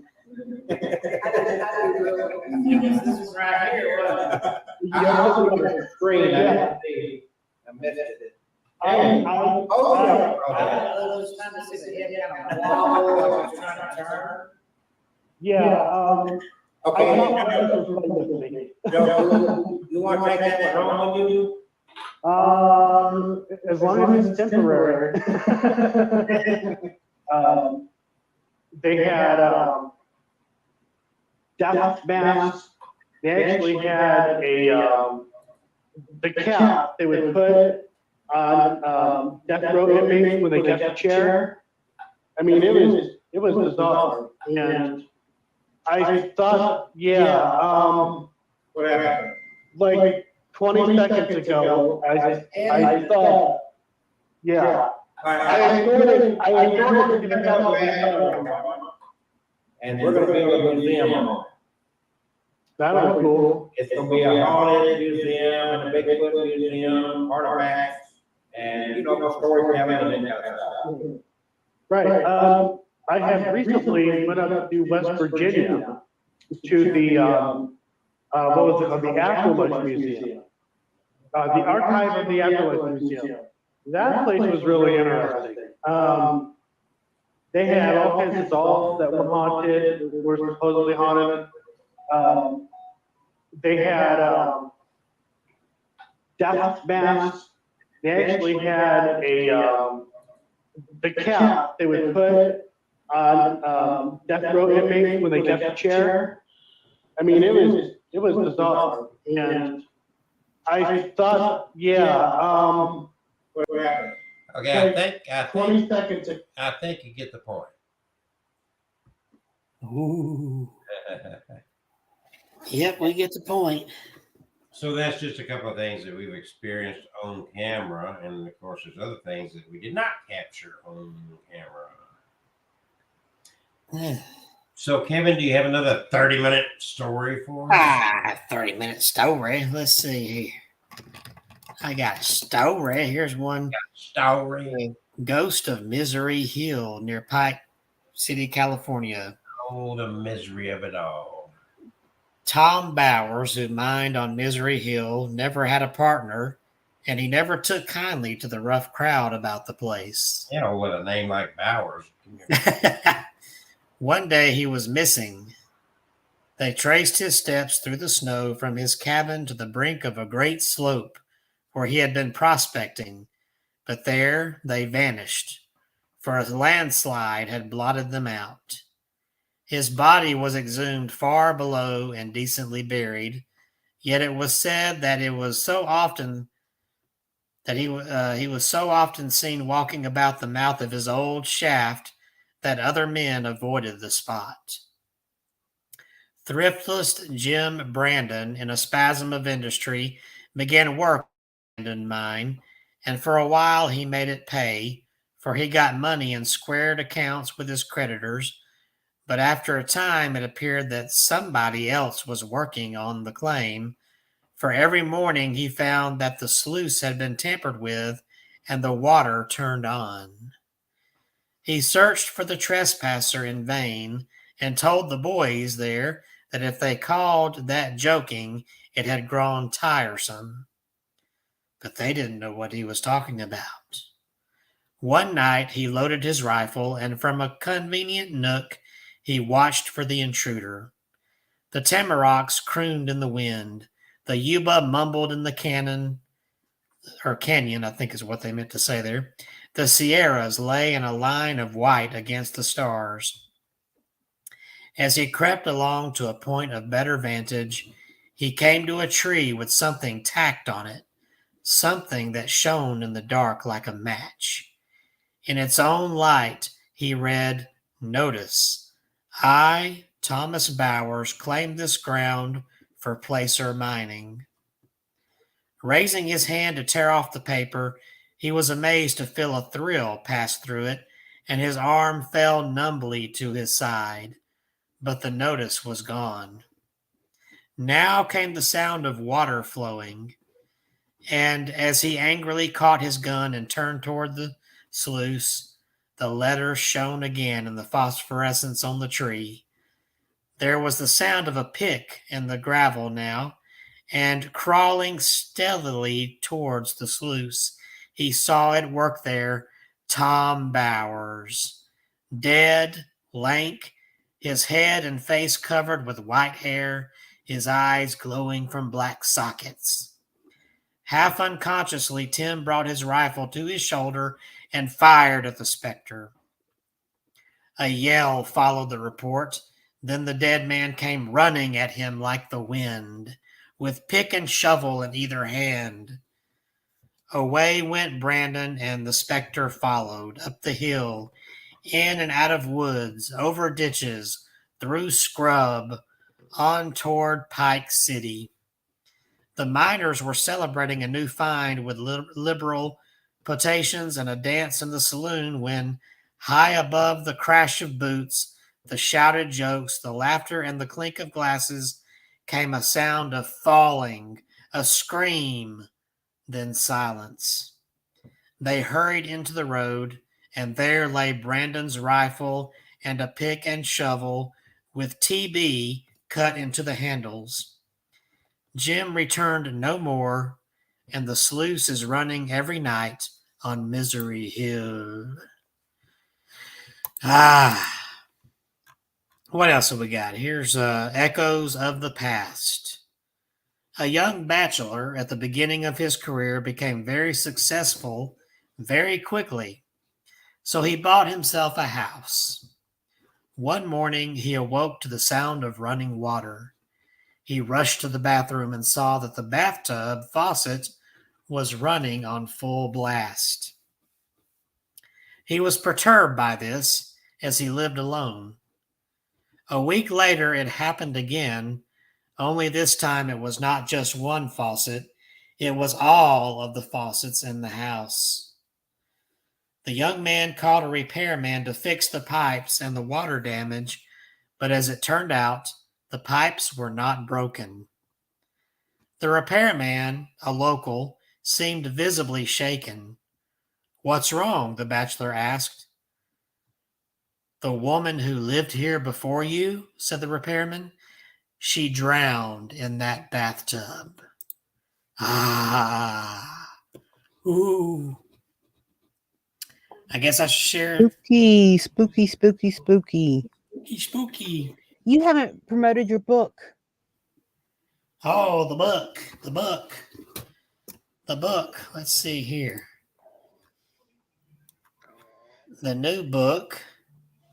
Well, first you got to go to myhaunteddolls.com. And there you'll find my books. Creepy stories about my creepy dolls, My Haunted Collection, and the sequel, My Haunted Collection, The Dark Side. I've got a short story collection, Dark Awakening and Other Tales for a Midnight Hour. And then some supernatural novels based on real haunted items in my collection, like this one, Crimson, The Blood Painting. And if you're looking for something inspirational for maybe a family member at Christmas, I do have this new book, Fear Not, Weep Not, Scriptures of My Life and Others Too. And you can get it in hardbound. I guess I need to turn the light back on so I can show the book. Now, see, here's the way that Kevin has set this up here. He writes all these 13, 14 books on scaring the crap out of you so he can sell you a book to bring peace. Well, I hadn't thought of that, but there's an idea. I flattened my pretty hair. There we go. With my mask. Both of them. Both of them. Look, maybe I need to get a wig like yours. That's fine. You can get one. From your Facebook page the other night when I was streaming, a lady messaged you some pictures. Did you happen to get those pictures? No, I didn't get any pictures on Facebook. Yeah, it would have been a message request or from My Haunted Dolls. Oh, My Haunted Dolls. So it wasn't my Yes. personal Facebook? No, it would have been in your My Haunted Dolls Facebook. Let's see here. My Haunted Dolls. Or on your YouTube account. Oh, Lordy. Dolls. My Haunted Dolls. I've been getting alerts, but I didn't see a message. But let's see here.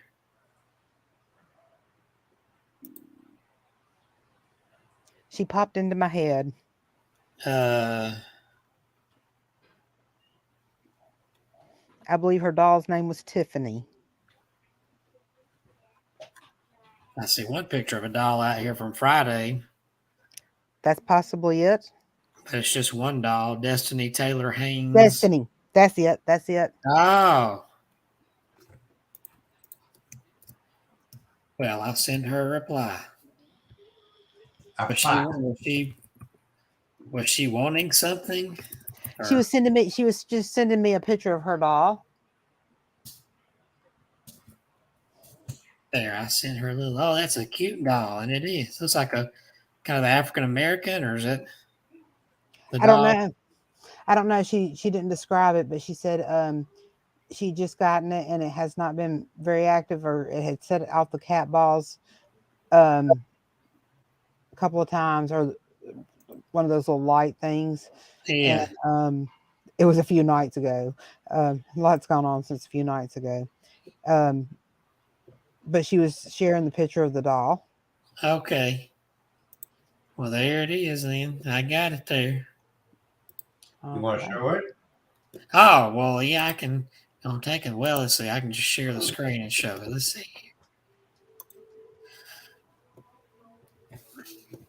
Let me get the picture back up here. I was clicking off these other alerts here. Red alert, red alert.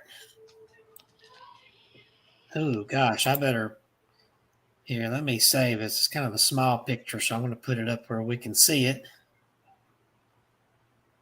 There we go.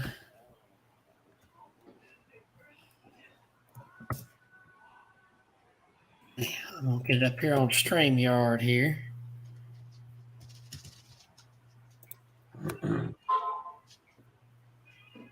Alrighty. She's about to come up in just a second. As soon as my slow pokey computer puts it up here. Here we go. There she is. Oh, wow. She looks almost Hawaiian. Hawaiian. Yeah, that's what I was trying to think of. She's beautiful. Oh. So there you go. We appreciate you sharing her with us. Yeah. There you go. There you be. So next week, we're only a week away from Halloween. What special things do we have in store? Well, me, I've got to take care of an elderly man with a knee surgery next Friday, this Friday night. Friday. He's getting his knee surgery this Friday? Yeah, this Friday, and then he's going to be in the hospital probably through Monday. Oh, all weekend. Okay. And then we get the fun of taking care of him next week. I don't know how that's going to affect the show next week. I hope I can come in here and just talk. And if I got to go out there and help him for a few minutes. Give that old man some drugs and put his ass to bed. Yeah, I won't tell him you said that. You go ahead. I'll tell him. You want me to tell him? Kevin, you can get him some gummies. He'll sleep good. I really want to slip some of my anxiety medicine to him, but with my luck, it'd probably give him another heart attack. Yeah. Go ahead. There you go. Lay him in bed, give him just a little bit of little la-la drug, and sit there and read ghost stories to him. Once upon a time, there was a bloody ghost named Mary. She ripped your face off. And he took people's knees from them. and they lived unhappily ever after. They called it the knock-kneed ghost. He'd wake up the next morning telling you all about these stories, and you'd have new stories to write. The ones that went in his imagination. It might not be his imagination. Might be the real deal. Pickle. Oh. Don't forget, Yeah. 2 weeks, Halloween, Monday, October 31st. Catherine and I are supposed to be down at the Courtyard, Alabaster, around 7 p.m. to entertain. If you're in the area, please drop by there. If not, tune in. Our plan is to live stream what we do there. There'll be costumes, there'll be magic acts, there will be tarot card reading, and there will be insanity. Insanity. Insanity. Of course, because you'll be there. Insanity. Absolutely. I'm going to bring it with me. He's going to bring it with it. I'm going to bring the insanity with me. We're getting... If you may got a short story for us, not one of them 30-minute ones now. Yeah, I've got short ones here. Here's when the candle burns. Ooh, this sounds creepy. Oh, when the oh.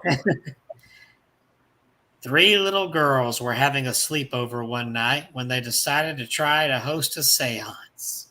One of the girls, Clara, recently lost her grandpa and wanted to see if she could commune with his spirit. The 3 girls gathered some candles and a few items that belonged to the late grandfather, including his watch, his cigar case, and a photograph of him. The girls held hands and started the seance. Suddenly, the candles began to flicker, and the hands on the watch began to spin.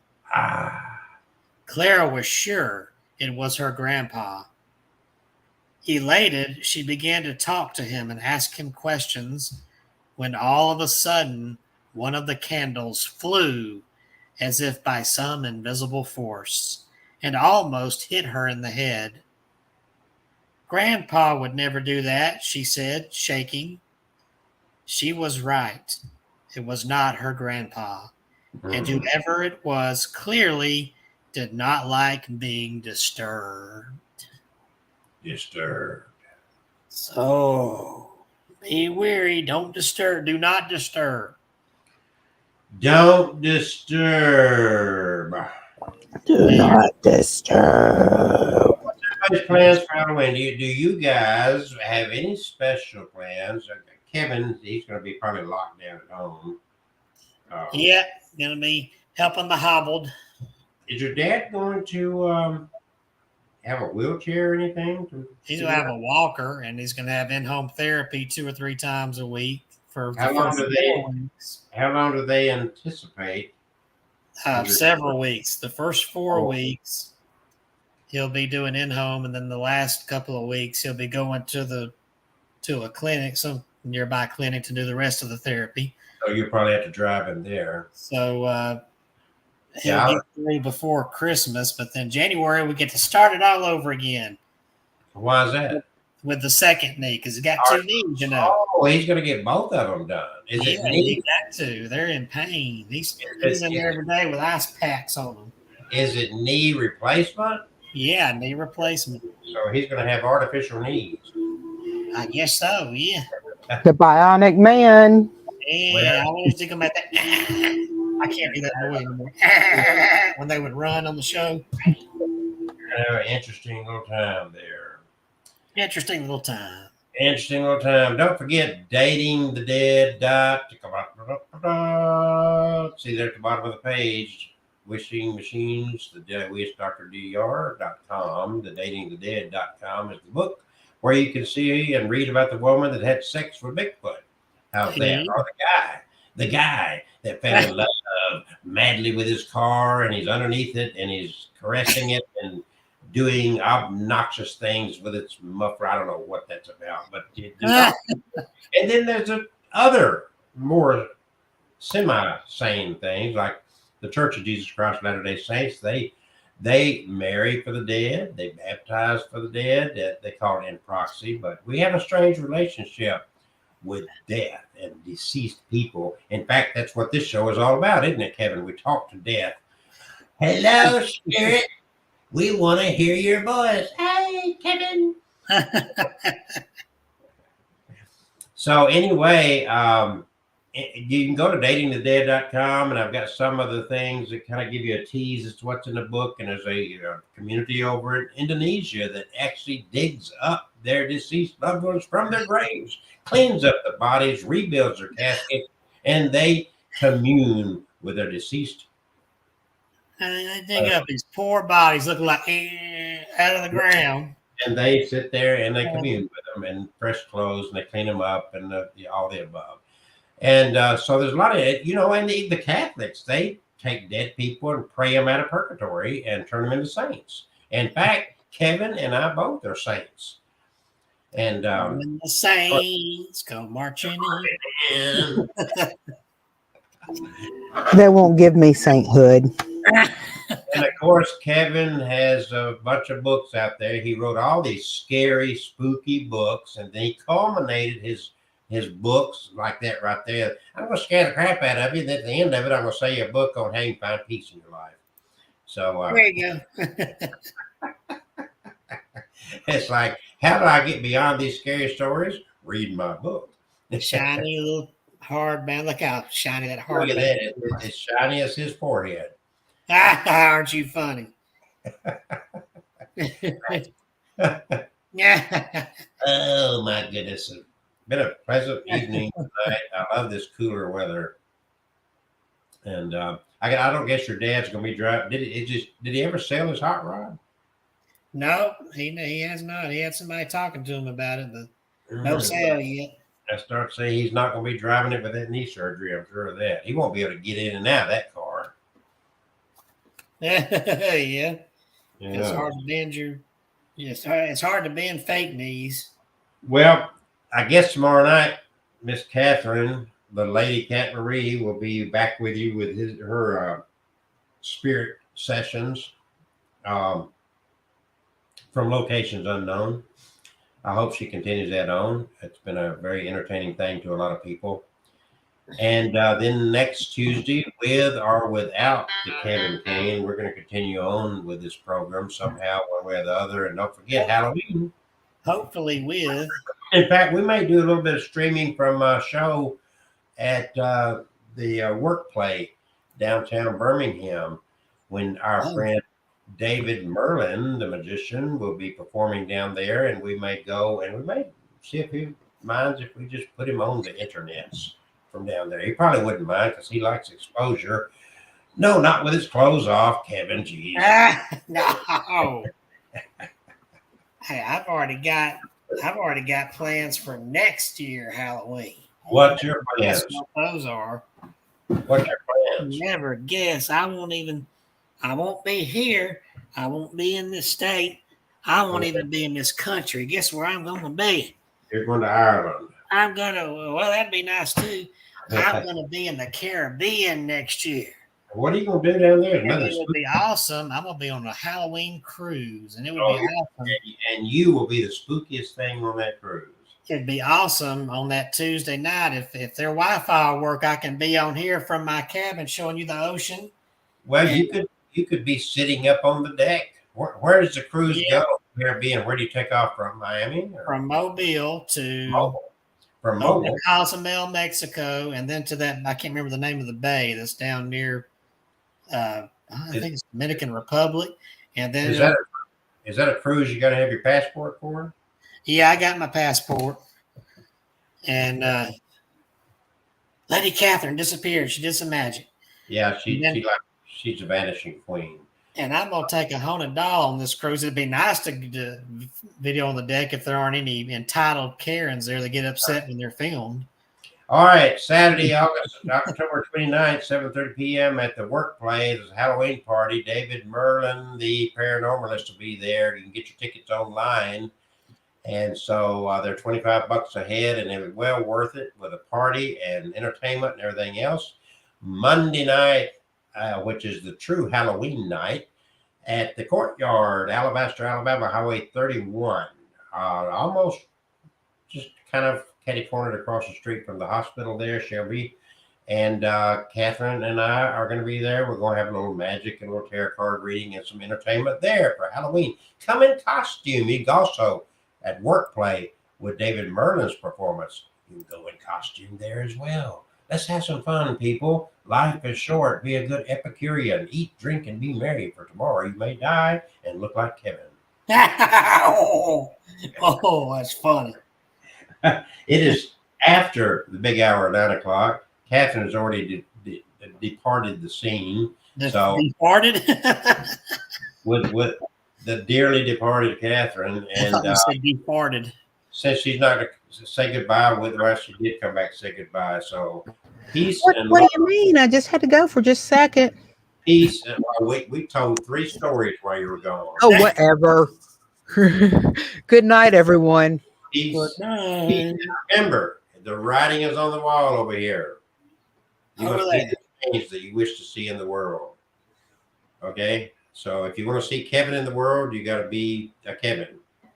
So there you go. Have a good night. We'll see you. Catherine says she's going to see you tomorrow night. Oh. Buena noche. Good night.